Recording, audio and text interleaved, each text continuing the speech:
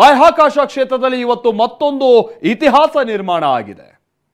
ಕಳೆದ 9 ತಿಂಗಳುಗಳಿಂದ ಅಂತರಿಕ್ಷದಲ್ಲೇ ಸಿಕ್ಕಾಕೊಂಡಿದ್ದಂತ ಭಾರತದ ಪುತ್ರಿ ಸುನಿತಾ ವಿಲಿಯಮ್ಸ್ ಮತ್ತು ತಂಡ ಸುರಕ್ಷಿತವಾಗಿ ಧರೆಗಿಳಿದಿದ್ದಾರೆ.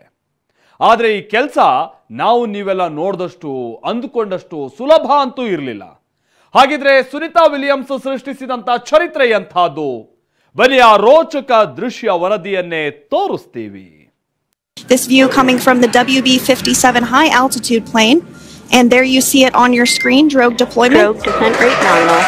Continues to make its ನೀಲಾಕಾಶದಿಂದ ಮೊಟ್ಟೆಯಾಕಾರದ ನೌಕೆ ಸರ್ರನೆ ಧರೆಗಿಳಿತಾ ಇದ್ರೆ ಇಡೀ ವಿಶ್ವವೇ ಉಸಿರು ಬಿಗಿ ಹಿಡಿದಿತ್ತು. ಪ್ಯಾರಾಚೂಟುಗಳು ತೆರೆದುಕೊಳ್ತಾ ಇದ್ದಂತೆ ಎಲ್ಲರೂ ನೆಟ್ಟುಸಿರು ಬಿಟ್ಟಿದ್ರು.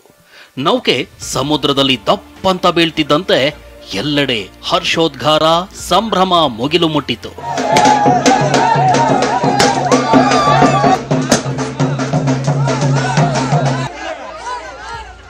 ಹೀಗೆ ಧರೆಗಿಳಿದ ಇದೇ ನೌಕೆಯಲ್ಲಿದ್ದ ಸುನಿತಾ ವಿಲಿಯಮ್ಸ್ ಅನ್ನೋ ಭಾರತದ ಪುತ್ರಿ ಹೊಸ ಚರಿತ್ರೆ ಸೃಷ್ಟಿಸಿದ್ರು. Dragon had an on-time splashdown.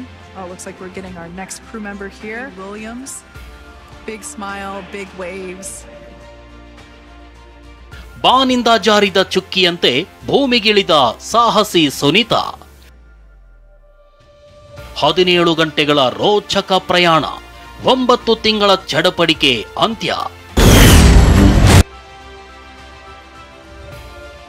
ಕಳೆದ ಜೂನ್ 5ರಂದು ಅಮೆರಿಕದ ಖ್ಯಾತ ಸ್ಪೇಸ್ ಕ್ರಾಫ್ಟ್ ಕಂಪನಿ ಬೋಯಿಂಗ್ ತಯಾರಿಸಿದ ಸ್ಟಾರ್ ಲೈನರ್ ಪರೀಕ್ಷೆಗೆ ಅಂತ ಬಾಹ್ಯಾಕಾಶಕ್ಕೆ ತೆರಳಿದ್ರು.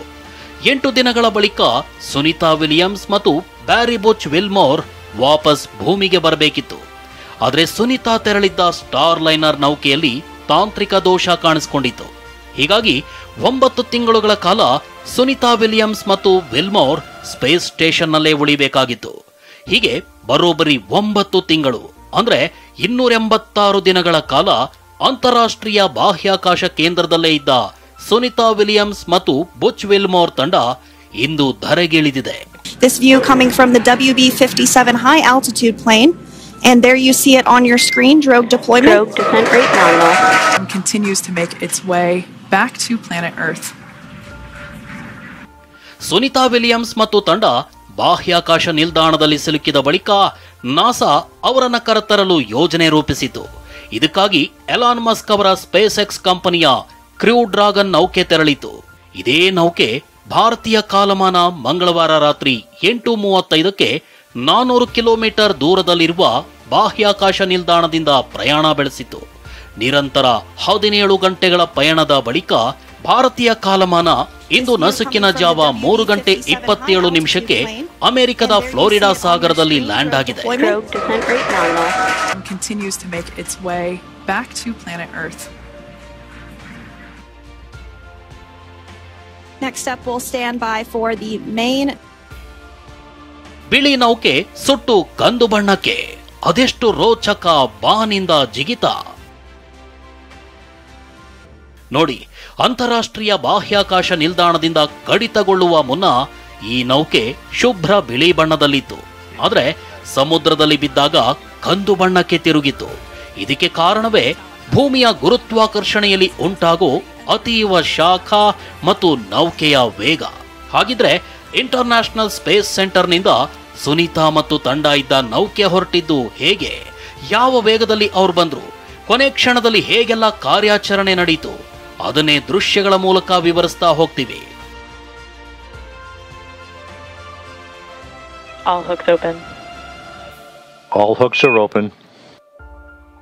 ನೀವೀಗ ನೋಡ್ತಿರೋ ದೃಶ್ಯ ಸುನಿತಾ ಮತ್ತು ತಂಡ ಇದ್ದ ನೌಕೆ ಅಂಡಾಕ್ ಆದ್ಮೇಲೆ, ಅಂದ್ರೆ ಭೂಮಿಯ ಗುರುತ್ವಾಕರ್ಷಣೆಗೆ ಒಳಪಡೋವರೆಗೂ ಗಂಟೆಗೆ ಬರೋಬ್ಬರಿ 18,000 ಮೈಲಿ ವೇಗದಲ್ಲಿ ಬರ್ತಿತ್ತು. ಅಂದ್ರೆ ಗಂಟೆಗೆ 28,000 ಕಿಲೋಮೀಟರ್ ವೇಗದಲ್ಲಿ ಭೂಮಿಯ ಕಡೆ ಬರ್ತಿತ್ತು. ಭೂಮಿಯ ಗುರುತ್ವಾಕರ್ಷಣೆಗೆ ಒಳಪಡ್ತಾ ಇದ್ದಂತೆ ಗಂಟೆಗೆ 28,000 ಕಿಲೋಮೀಟರ್ ವೇಗದಲ್ಲಿ ಬರ್ತಿದ್ದ ನೌಕೆಯನ್ನ ಹಂತ ಹಂತವಾಗಿ ಗಂಟೆಗೆ 116 ಮೈಲಿ ಅಂದ್ರೆ ಗಂಟೆಗೆ 186 ಕಿಲೋಮೀಟರ್ ವೇಗಕ್ಕಿಳಿಸಲಾಯಿತು. ಭೂಮಿಯ ಗುರುತ್ವಾಕರ್ಷಣೆ ಪ್ರದೇಶದೊಳಗೆ ಭರ್ತಿ 1600 ಡಿಗ್ರಿ ಸೆಲ್ಸಿಯಸ್ ತಾಪಮಾನವಿರುತ್ತೆ. ಕಬ್ಬಿಣದಂತ ವಸ್ತುಗಳು ಕರಗಿ ಬಿಡುತ್ತವೆ. ಇಂಥ ತಾಪಮಾನದಿಂದ ರಕ್ಷಿಸಲು ಶೀಲ್ಡ್ಗಳನ್ನು ಅಳವಡಿಸಿದ್ದು ಅವುಗಳು ಕಂದು ಬಣ್ಣಕ್ಕೆ ತಿರುಗಿದ್ವು. ಕೊನೆಯದಾಗಿ 4 ಪ್ಯಾರಾಚೂಟ್ಗಳು ತೆರೆದುಕೊಂಡು ನೌಕೆಯ ವೇಗ ಸಂಪೂರ್ಣ ತಗ್ಗಿತು. ಬಳಿಕ ನೌಕೆ ಫ್ಲೋರಿಡಾದ ಸಮುದ್ರದಲ್ಲಿ ಲ್ಯಾಂಡ್ ಆಗಿತ್ತು. Splashdown, Crew 9 back on Earth.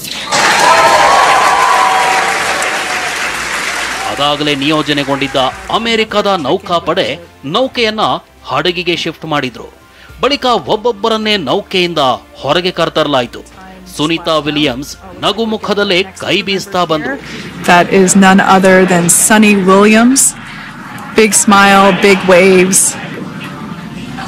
ಎಲ್ಲರೂ ಸುರಕ್ಷಿತವಾಗಿ ಲ್ಯಾಂಡ್ ಆಗ್ತಿದ್ದಂತೆ ನಾಸಾ ಸೇರಿದಂತೆ ಜಗತ್ತಿನಾದ್ಯಂತ ಸಂಭ್ರಮ ಮನೆ ಮಾಡಿತು. ಗುಜರಾತ್ನಲ್ಲೂ ಸುನಿತಾ ಕುಟುಂಬದವರು ಸಂಭ್ರಮಿಸಿದ್ರು. ಇನ್ನು ಪ್ರಧಾನಿ ಮೋದಿ ಕೂಡ ಟ್ವೀಟ್ ಮೂಲಕ ಶುಭ ಕೋರಿ ಭೂಮಿಯೇ ನಿಮ್ಮನ್ನ ಮಿಸ್ ಮಾಡ್ಕೊಂಡಿತ್ತು, ಪರಿಶ್ರಮ ಅಂದ್ರೆ ಏನು ಅಂತ ಜಗತ್ತಿಗೆ ನೀವು ಸಾರಿದ್ದೀರಿ ಅಂತ ಟ್ವೀಟ್ ಮಾಡಿದ್ರು. ಇನ್ನು ಲೋಕಸಭೆಯಲ್ಲೂ ರಾಜ್ಯ ವಿಧಾನಸಭೆಯಲ್ಲೂ ಸುನಿತಾ ವಿಲಿಯಮ್ಸ್ ತಂಡಕ್ಕೆ ಅಭಿನಂದನೆ ಸಲ್ಲಿಸಲಾಯಿತು. ಸುನಿತಾ ವಿಲಿಯಮ್ಸ್ ಅವರು ತಮ್ಮ ವೃತ್ತಿ ಜೀವನದಲ್ಲಿ 9 ವಿಭಿನ್ನ ಸದ್ಯ ಸುನಿತಾ ಮತ್ತು ಬುಚ್ ವಿಲ್ಮೋರ್ ರನ್ನ ನಾಸಾ ಆಸ್ಪತ್ರೆಗೆ ಶಿಫ್ಟ್ ಮಾಡಲಾಗಿದೆ. ಇಷ್ಟು ದಿನ ಬಾಹ್ಯಾಕಾಶದಲ್ಲಿದ್ದ ಕಾರಣ ಭೂಮಿಯ ವಾತಾವರಣಕ್ಕೆ ಗಗನಯಾತ್ರಿಗಳು ಹೊಂದಿಕೊಳ್ಳಬೇಕಿದೆ. ಅವರ ಆರೋಗ್ಯ ಸ್ಥಿತಿ ಸ್ಪಂದಿಸಬೇಕಿದೆ.